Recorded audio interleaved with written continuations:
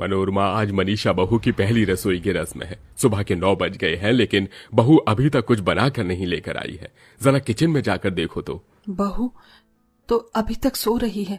शादी की थकान कहाँ इतनी जल्दी उतरती है। आज नहीं तो कल अपनी पहली रसोई कर देगी। आप चाय पीजिए। सभी लोग मनीषा के उठने का बेसब्री से इंतजार कर रहे होते हैं। वहीं जहां सभी घरों में नई नवेली बहुएं सुबह 6 बजे उठकर अपनी रसोई का खाना बनाती हैं, वहीं मनीषा दोपहर के 12 बजे उठकर 2 बजे तक सबके लिए नाश्ता बनाकर लाती है। मनीषा बहू, अब तो दोपहर के खाने का वक्त हो गया है। तुम अब नाश्ता बना कर आ रही हो।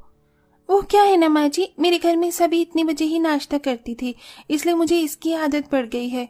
कोई बात नहीं बहू, मैं समझ सकती हूँ, लेकिन धीरे धीरे तुम सब सीख जाओगी। मनीषा इतने प्यार से सबके लिए नाश्ता बनाती है, इसलिए सभी लोग दोपहर के 2 बजे नाश्ता करते हैं और ऐसे ही शाम हो जाती है। लेकिन मनीषा अभी तक अपने कमरे में आराम कर रही होती है, जिसे देख मनीषा की सास और जेठानी मनीषा के कमरे में आती हैं। अरे मनीषा बहू, शाम के 7 बज गए हैं और तुमने अभी तक खाने की तैयारी नहीं की। अरे माँ जी, अभी 7 ही तो बज रहे हैं। कौन सा रात के 10 बजे गए हैं।